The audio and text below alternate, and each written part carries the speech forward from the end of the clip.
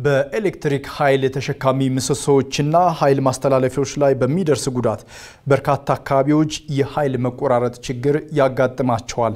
በሀገረ ማርያም ከሰም ወረዳ ሾላ ገበያ ከተማና አካባቢው ታዲያ በኃይል ማስተላለፊያ ገመዶችና በዛፎች መካከል በሚፈጠር ንክኪ ምክንያት የኃይል ብክነት አገልግሎት መቋረጥ ችግር በተደጋጋሚ መከሰቱን ደንበኞች ይናገራሉ። ስለ መፍትሄው የተጠየቀው በኢትዮጵያ ኤሌክትሪክ አገልግሎት የደብረ ብርሃን ዲስትሪክት የችግሩን መጠን የሚቀንሱ አማራጮችን እየተከተልኩ ነው ብሏል። ለዓለም ላይ ኩን እንደሚከተለው አዘጋጅቶታል። በሀገረ ማርያም ከሰም ወረዳ በተለይም ደግሞ ሾላ ገበያ የመብራት ችግር እያስከተለ ያለውን ጉዳት ለመመልከት የተለያዩ አካባቢዎች ተንቀሳቅሰን ነበር።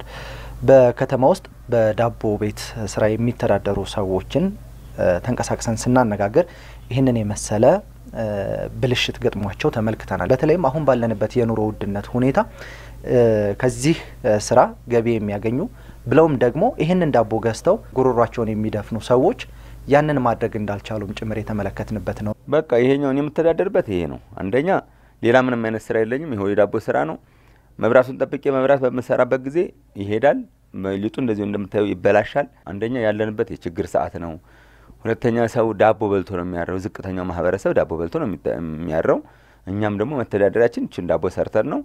ግን በሆኑ ሰዓት ሰው መጠቀም አልቻለም፣ እኛም መስራት አልቻለም። ሁለታችንም ነው እየከሰርን ነው ማለት ነው ያለው። እኔ ዳቦ ምን ያህል ይከስራ ብትለኝ በትንሹ ወደ 2500 ብር ኪሳራ በአንድ ቀን ማለት ነው። እዛኛው ዱቄቱ ላይ ኪሳራ ስትመጣ ደግሞ ሙሉ በሙሉ ከሰርክ ማለት ነው። አሁን የኛ የምናደርገው ምንድነው?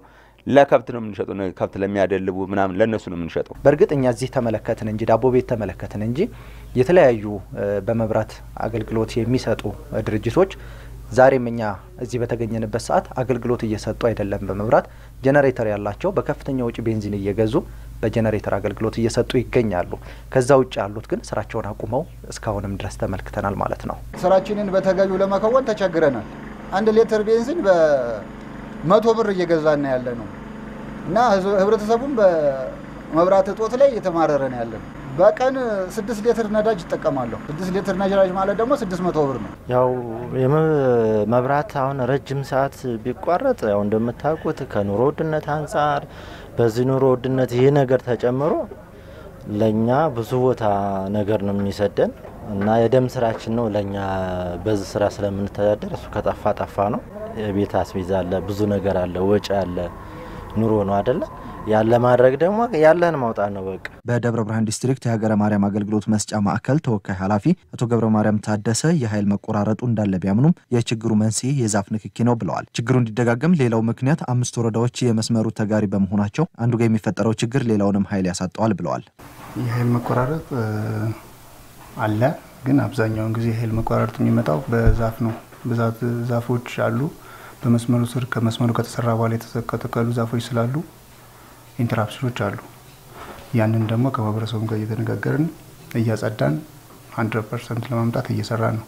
በተጨማሪ ደግሞ 5 ወረዳ ነው ይሄን መስመር የሚጠቀምበት። ማህበረሰቡ በመስመሩ ስር የዛፍ መትከል አለ። ዛፍ ነው ብዛት የሚረብሸን። መሳሪያ የሚያነሳባለ ዛፌን አትቆርጥም የሚል ማለት ነው። በመስመሩ ስር ተክሏል፣ አድጓል፣ እየረበሸ ነው። ያን ነገር ከወራዳ ጋር ከወረዳ ደብዳቤ ጽፈ ከወረዳ ተነጋግረህ እስክትቆርጥ ድረስ ሰውየውን አሳምነህ ያ ነገር ሊኖር ይችላል። ኢንተራፕሽኑ አሁን ስለገጠመን ማለት ነው። በደብረ ብርሃን ዲስትሪክት የቴክኒክ ኃላፊው አቶ ተክሊያቡ ወደ ሀገረ ማርያም ኃይል የሚያደርሰው መስመር በኮንክሪት ምሰሶና ሰባሪ የሆነ የሸክላ ሲኒ በፕላስቲክ በመቀየሩ ቀድሞ የነበረውን ችግር መቀነስ የተቻለ ቢሆንም አሁን ላይም የዛፍ ንክኪ ፈተና ሆኖ ቀጥሏል ብለዋል። ለዚህ መፍትሄው ከህብረተሰቡ ጋር በቅርበት በመነጋገር በመስመር ላይ እንዳይተከል ማድረግ ነው ብለዋል። አንድ ቦታ ላይ የተፈጠረው ችግር ሌሎች ቦታዎችን ኃይል እንዳያሳጣቸውም አዲስ ሲስተም መጠቀም እንጀምራለን ብለዋል። ተገንጣይ አካባቢዎችን እየለየን ስዊቺንግ ነገር ምናምን በመስራት ችግሩን እኛ ሳንደርስለት ራሱ ለይቶ እንዲያስቀምጥልን እንደዚህ አይነት ከባድ ተገንጣዮችን አውቶሪክሎጀር መትከል ነው። አውቶሪክሎጀር በተቋም ደረጃ ይገባል። ለዚህ መስመር አጽንኦት ተሰጥቶት እንዲመደብ አድርገን እሱን እንተክላለን። ያንን ደግሞ ከተቋም ጋር እየተነጋገርን ነው። እንደሚሰጡንም ቃል ገብተውልናል። እንደዛ እናደርጋለን ማለት ነው። ይሄ ችግሩን ያቃልላል። በዋናነት ግን ምንም ያልነበረበት ቦታ ዘንድሮ በአንድ ጊዜ ባርዛፍ ተተክሎበት በአመት ውስጥ በ2 አመት ውስጥ ጫካ ይሆናል። ባርዛፍ ደግሞ በጣም በቅለል አካባቢ ደጋማ ስለሆነ ማለት ነው። ስለዚህ እሱን የመሬት ባለይዞታዎች የአካባቢ መስተዳድሮች ይሄ የመንግስት የጋራ ልማት ስለሆነ በዚህ መስመር ብዙዎች እንጀራ የሚበሉበት ስለሆነ ከመስተዳድር ጋር መስራትና ቴክኖሎጂ ላይ መስራት ነው። ቴክኖሎጂ ላይ መስራቱ የተወሰነ ነው የሚቀንስልን። ከህብረተሰብ ጋር ተባብረን መስራት ግን በሙሉ ችግሩን ይቀርፈዋል። ኤሌክትሪክ ኃይል መቆራረጥ በዚህ ዘመን የሚፈጥረው መስተጓጎል ስለሚታወቅ ፈጣን መፍትሄ ለመስጠትም ጥረት እናደርጋለን ብለዋል ዲስትሪክቱ።